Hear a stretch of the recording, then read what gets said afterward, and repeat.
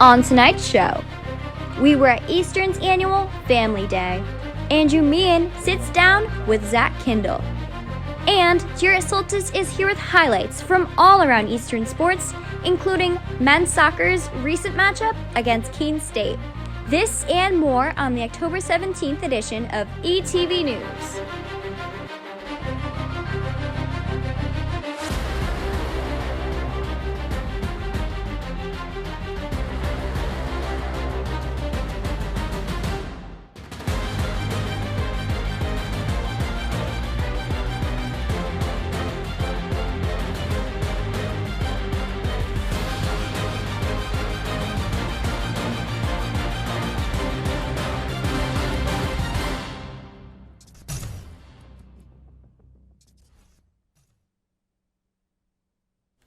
Good evening, everyone. I'm Connor O'Malley. And I'm Julia Florence. Thank you for joining us. Here now, live in studio, is Megan Selensky with a look at Eastern's Family Day this past weekend. Megan. That's right, Julia. On Saturday, students brought their families to campus for Eastern's annual Family Day.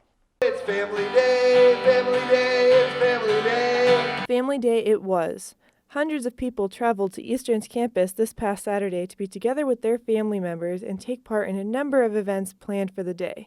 Some of these events include games, t-shirt giveaways, and lots of entertainment. I think this is a great event for families to attend so that we can see all the exciting things that are happening at Eastern and participate a little and have fun all day.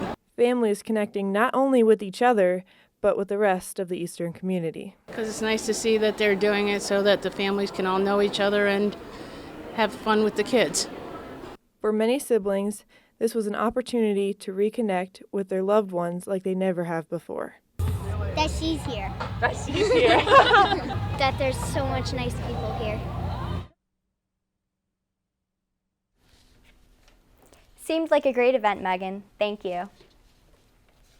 Yesterday, students had the opportunity to explore all the areas of study Eastern has to offer at the Major and Minors Fair. Hosted in the Betty Tipton Room, people learned about all the different careers students can get into. Students were even able to take a self-assessment to help guide them in the right direction. The Art Gallery Eastern will show its second exhibition of the fall 2019 semester starting today and running through December 19th. The Happiness Curriculum, Art from the South Asian Diaspora, will feature 6 artists' work focusing on cultures in the Indian subcontinent and the competing influence of a contemporary American society. The Art Gallery is located in room 112 of the Fine Arts Instructional Center. Admission is free, and for more information, visit their website at easternct.edu/artgallery. On Saturday, Eastern Student Athlete Advisory Council hosted a tailgate for students at the men's soccer game against Keene State. There was food, games, and a whole lot of fun for everyone. Jarrett Soltis will be here later in the show with highlights from that game. Eastern will expand its partnership with the New Haven Promise program beginning in the fall of 2020. Eastern will provide $5,000 in matching grants to each New Haven Promise student attending Eastern, in addition to any need-based financial aid they receive. Students are also guaranteed a job on Eastern's campus, gaining valuable work experience while earning additional income to support their college education. Eastern will also assign a full-time advisor to New Haven Promise scholars.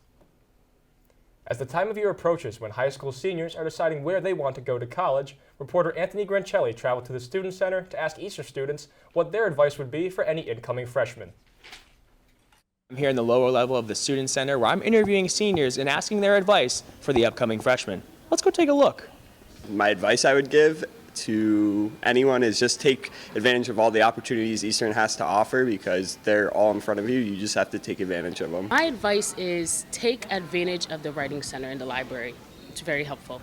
Definitely join clubs while you can. That's definitely the best way to meet people, connect with people, probably meet like your next year's roommate if you don't like this year's roommate. I'm the president of RDT. I think a great thing to do is get involved for sure on campus because that's where you make a lot of your friends. And even don't be afraid to talk to people in class. Like that's how I met a lot of my friends. I have a lot of funny group chats just from class and talking about things about professors. Sometimes these kids come in, man, they come in and they're filling out the slips and they hit their head right on top of the glass there. So it's kind of crazy that watch out for the glass when you sign up the slips. So my most embarrassing story is I thought this was Hurley and I used all my swipes and I didn't figure it out until all my money was done. First day of classes, going to class, and the comm building and Goddard were kind of like split up, so they kind of went into each other. So I thought I went to a comm class, but I sat for 40 minutes and didn't realize I was in like a senior level like stats class. It was 4:30 in the morning, the fire alarm went off, and I came outside in a robe with the towel on my head. So my best advice for that is go to sleep with appropriate clothing so you don't have to jump out of bed looking crazy. Ask questions if you guys don't know. There's always good help here. You guys are always, the upperclassmen are very good to get you guys around, so that'll be very important. Just ask questions, and we're willing to help, man. As a senior here at Eastern, my advice is to just be yourself, not to worry about what other people think about you, and to just be happy. Until next time, Eastern, for ETV News, I'm Anthony Grancelli. When we come back, we have another edition of ETV News' One-on-One, as Andrew Meehan recently sat down with Zack Kindall of the men's soccer team. Stay with us. All right, Monroe, you ready? Monroe. Here we go, the butterfly.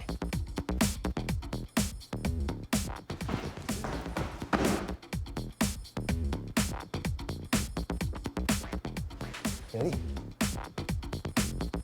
Ooh.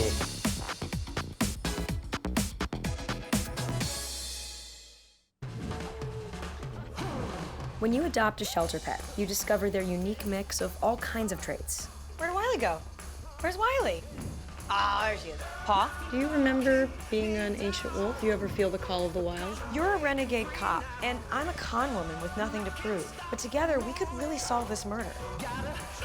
They're a little bit of a lot of things, but all of them are pure love. Our hearts are made stronger by how we treat others. Put her there. The light you share can impact those around you, but so can the darkness. Later, twerps.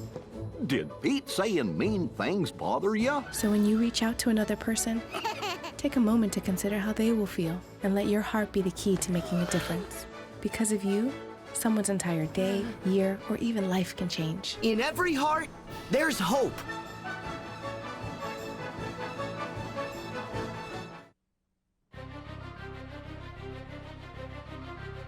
Welcome to Andrew Meehan recently sat down with Zack Kindall. Take a look. Welcome to another edition of ETV News One-on-One. I'm Andrew Meehan, and tonight I'm joined by a member of the men's soccer team, Zack Kindall. Zack, thanks for coming on the show. Thank you. Super excited to be here. So what most people may know about you is that you play soccer here at Eastern. But what some people may not know about you is you're also a musician. How did that career start for you, and where did you get started? All right. So yeah, I do make music. It all started back when I was a little kid in my church. I was part of like a little choir group where we all sing and make music. But it went nothing from there. But then I grew up around to the age of I'd say 16 or so. And one of my friends kind of introduced me into making music. And I was like, no, this is really great. And it was a way for me to express myself and express who I was. So yeah. So you have 2 songs already out on different streaming platforms, Spotify and iTunes to name a few, Catastrophe and I Know. What's it like to look on those streaming platforms and to see your music there and the views, and just what's that emotion like? the first day that the song dropped, I'll remember it always, June 14th, was when I dropped Catastrophe. And it was super weird going to Spotify and seeing my face on the screen. And it was super weird, but actually if you have the ambition to like put your music out on the stream platforms, it's super simple. It's super simple. All you need to do is do your research and find which music distributor you want to use, and you can put your music out there. And when I first saw my face on Spotify, I was like, whoa, it kind of went over my head. It was crazy. It's crazy. So where does the inspiration from your music come from? So inspiration for my music typically revolves around how I'm feeling. If I'm feeling very upbeat, very happy, I'll make songs that try to make other people happy. And if I'm feeling sad or in my feels, I'll try to connect with people and stuff. Or it'll be directly correlated to who I'm listening to. right now, like I'm listening to Bryson Tiller. He's one of my favorite artists, and Tory Lanez. So that's what kind of music we're gonna be coming out with soon. So yeah. So Catastrophe, one of your songs, is on the men's soccer warm-up. Mm-hmm. And on some of your Instagram posts, you feature a lot of your teammates, Patrick Adjman, to name one of them. What's it like to have that support from your team and be able to feature them on Instagram and just, again, have that support from all your teammates? First of all, shout out to Pat. That's my boy right there. And shout out to my team. They're the best. I really don't think that I would be able to put out music because I wouldn't have had the ambition to put out music if it wasn't for the support of my team, because they're always the ones pushing me to be pushing me to go to the next step and be who I want to be. And without that support, my music wouldn't have ever existed, really, to be honest. So yeah. So Zach, you have a concert coming up, which is going to be on campus this coming Monday. What are you most excited about for that concert coming up? What I'm really excited about is just letting people know that I make music too. I'm not just on the soccer team. I make music, and I'm truly passionate about making music. And I want people to know who I am, not just the guy on the soccer team. I'm also very excited about a little surprise on for the concert, that I'm performing an unreleased song. It's gonna be something no one's heard yet, first time ever. So quite a surprise. Yeah. It's gonna be really sick. It's gonna be a really sick song that I think a lot of people are gonna like. And if you go to the show, you're gonna be the first one to hear it. So yeah. Oh, so gives even more of a reason to people to come out to this concert. Yeah. And the song, unreleased song. Yeah. The song is dropping in like 3 weeks, so it's not gonna be out for a little bit. So definitely come out to check it out. It's gonna be sick. All right, Zach. So I want to give you a chance to kind of plug where people can find you, all the social media, streaming platforms. Where can people look you up? All right. So you can find me on Spotify, Apple Music, Amazon, YouTube, Google Play, anything. Just look up Zack Kindall. And if you want to get like all the behind the scenes and snippets of my next song, find me on Instagram at Zack Kindall. Once again, I'm joined by Zack Kindall. Zach, thanks again for your time. Thank you. It's been awesome.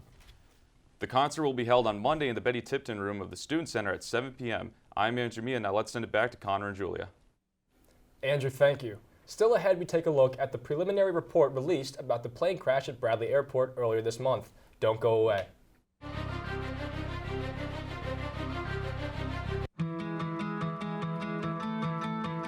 There was a time in my life where I was extremely homesick. I decided that I needed a pet. When I first saw a turtle, my heart was full. He jumped up and kissed me and like jumped right into my arms. I immediately went up to the volunteers at the shelter and said, I want him, like he's gotta come home with me. Now I'm anything but lonely.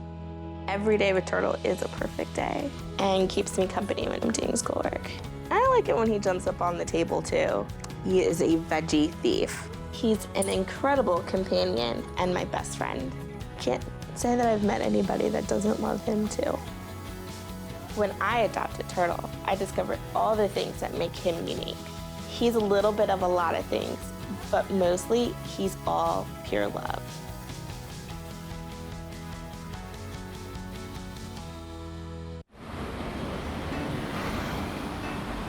Hey, let's check out this park.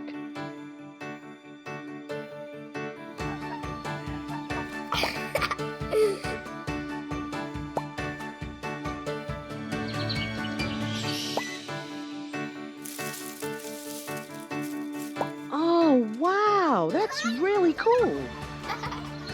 To find a great local park or forest near you, go to discovertheforest.org.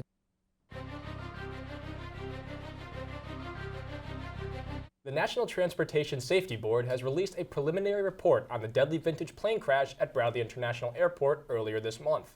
On October 2nd, a Boeing B-17 World War II-era sightseeing plane crashed at Bradley Airport. 7 people were killed, including the pilots and 5 passengers. Several others were hurt, including 3 people on the ground. The NTSB report does not say what caused the crash. It does say winds were calm at the time. There were no issues during previous inspections, and tests on the plane's fuel came back normal. Shortly after takeoff, the pilot radioed to the tower and asked to return, saying there was an issue with the number 4 engine. When asked if he needed help, the pilot said no. Moments later, the plane hit the ground just shy of the runway. The plane then hit several vehicles, slamming into a de-icing facility and caught fire. A new study says vaping can lead to lung inflammation. It shows that using e-cigarettes just twice a day for a month can lead to small lung inflammation. The inflammation is linked to two liquids contained in e-cigarettes, propylene glycol, and glycerin. The study's author says it's still too early to conclude that e-cigarettes are harmful to your health. But he says it's safe to say that if you're not a smoker, you should stay away from e-cigarettes. The study has no direct connection to the ongoing outbreak of deadly lung disease linked to vaping, whose cause is still under investigation. It was published in the journal Cancer Prevention Research on Wednesday. The father of a Sandy Hook victim has won a lawsuit against a conspiracy theorist. Lenny Posner was awarded $450,000 in his suit against James Fetzer. Posner lost his 6-year-old son, Noah, in the deadly shooting at Sandy Hook Elementary School in Newtown, Connecticut, back in 2012. Noah was one of 20 children and 6 adults killed in the massacre. Fetzer wrote the book Nobody Died at Sandy Hook, claiming the attack was not real. Posner said the book has caused him to receive numerous threats. Fetzer's attorneys say he never intended for his book to encourage anyone to threaten Posner or incite violence. One sign has made a big difference to children battling life-threatening diseases.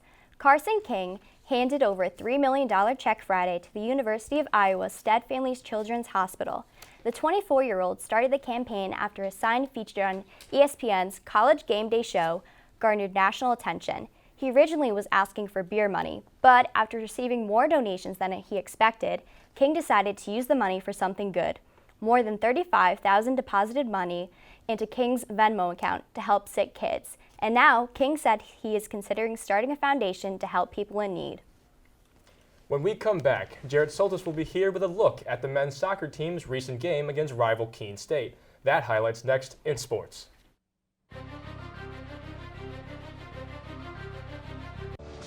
This year, patriotism shouldn't just be about pride of country. It should be about love. Remember that to love America is to love all Americans, because love has no labels. Hi, everyone. Al Roker here. As a guy with his own catchphrase, I appreciate that after 75 years, Smokey's only said, "Only you can prevent wildfires." But I'm filling in because there's a lot more to report. Like when there are parched or windy conditions out there, you gotta be extra careful with things like burning yard waste. After all, wildfires can start anywhere, even in your neck of the woods. Go to SmokeyBear.com to learn more about wildfire prevention. When we adopt a shelter pet, we discover they're a unique mix of all kinds of things. Come on, Joe, spot on this last one. There it is.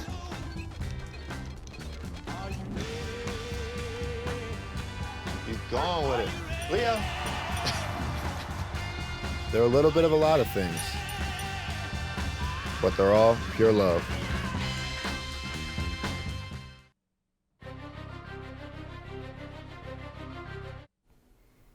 Welcome back, everybody. I'm Julia Florence. And I'm Connor O'Malley. We're joined here by ETV Sports' Jarrett Soltis. Jarrett, good evening. Connor and Julia, always nice to be back. The Eastern Connecticut State men's soccer team was in action this past Saturday as they welcomed in the Owls of Keene State in a pivotal Little East Conference matchup. There you see Eastern Connecticut poised and ready as they look to face the Owls of Keene State down at the turf last Saturday. Early on in this game, it's going to be a long ball here for the Warriors, up past the Keene State defense, and who else but Patrick Adjaman sprinting past Keene State, and then into the bottom right-hand corner for hit the first goal of the game for Eastern as the team celebrates there as they had a 1-0 lead early on in this game. Then just a little while later, going to be a goal kick here from Keene State. They're going to take control, but quickly Will Toomey says, nope, I'll take that, thank you very much. He starts moving back down towards Keene State's goal, and over to Griffin Lusek with a one-timer into the bottom left-hand corner is 20 minutes into this game, and Eastern had a nice, comfortable 2-0 lead. Flash forward to the second half of play now is a lot more the same for the Warriors, as this time Patrick Adjaman, he's going to take that away from a Keene State defender. Then he's going to put moves on one defender, and then he's going to put moves on both of them. Initial shot's going to be blocked, but then it's going to be Andres Mayeri. He's going to slide in and put that ball in the back of the net for the Warriors. Great play from the freshman standout there to clean up the mess on Adjaman's first shot. As all the teammates are excited, Emmanuel Adjaman, Jackson Toomey there to congratulate the freshman on a very, very nice play. A little while later, Marcus Blair, beautiful cross up to who else, ladies and gentlemen, Patrick Adjaman, All he's got to do is drill that into the back of the net, his second goal of the game, as that gave Eastern a very commanding 4-0 lead. Take another look at that one. Beautiful cross up there from Blair, a little bit of curvature on that one. And a little bit of miscommunication there by the Keene State defense as they let that ball just fall right into the lap of Patrick Gadgeman. So not what you want to do there for Keene State, and the teammates are loving it over there as that gave Eastern a 4-0 lead. They would go on to win by that score. They moved to 11-2 while Keene State would fall to 8-5. Griffin Lusek with a goal, his 4th of the year. Patrick Gadgeman, 2 goals, his 14th and 15th on the year to lead the LEC. ETV Sports' Anthony Grancelli caught up with senior forward Griffin Lusek after their statement win. Take a look. Star of the game, Griffin Lusek. Now, Griffin, you had a goal at 20 minutes, 27 seconds. It's your 4th goal of the season. Now, take me through what your first goal was like and what you saw as the opportunity to score. We were just pressing them, as forwards. We were trying to, make sure they had turnovers in the first half. And Will picked up a good ball, and he, kept going at the defender and made the defender make a decision, slipped me in, and, it was just an easy finish, but that was all Will to me. Yeah, your team is now at a record of 11-2 and 4-1 in Little Eastern Conference play. How proud of you guys in this team out here? I mean, we're definitely happy, but we just want to make sure we get to the LEC, tournament. We want to make a run in the playoffs, and we really want to get that championship. So it's good beating Keene for the first time, but now we got to get WestCon next game. And your next game is at WestCon, where it'll be a rematch of Little Eastern Conference game last year. What will you guys look forward to do to get a strong start and get going in that game early?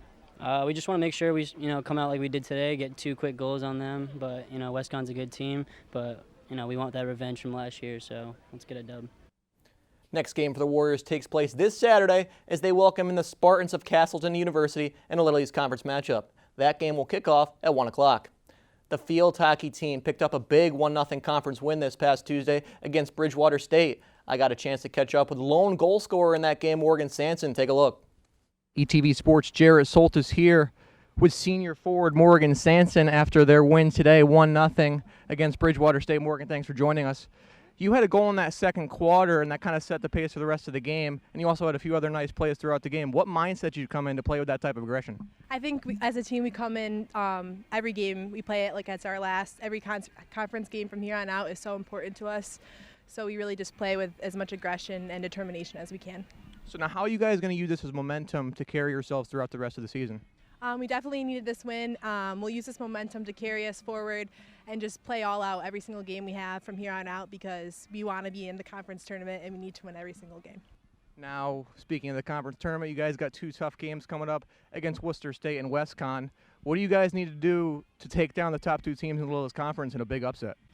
We have the capability to beat any team in the league when we play our best. We got to play together, have good passing patterns, and just be aggressive and go all out. We can do anything that we put our mind to. Morgan, thanks. Thank you. Thank you. A few other Eastern teams were in competition this week as well. The volleyball team played a tri-tournament last Saturday where they took down conference rival Keene State in straight sets in match number 1 and then were taken down by MCLA 3-2 in match 2. Then on Wednesday hosted Western Connecticut where they were beaten 3-1. The women's soccer team suffered 2 one-goal losses this week, losing to Keene State 1-0 last Saturday, and then being taken down by Western Connecticut 2-1 on Wednesday. On top of their dominating win against Keene State, the men's soccer team followed that up with a 1-0 victory at Western Connecticut on Wednesday. 3 days before their exciting victory against Bridgewater State, the field hockey team traveled up to Plymouth State, where they were narrowly beaten by a score of 2-1. That's all for this week in Eastern Sports. Connor, Julia. Thanks, Jarrett. Well, that's it for this week's show. Thank you so much for joining us. To keep up to date with all things ETV News, be sure to follow us on all of our social media platforms and subscribe to our YouTube channel. I'm Connor O'Malley. And I'm Julia Florence. We'll see you next week, Eastern.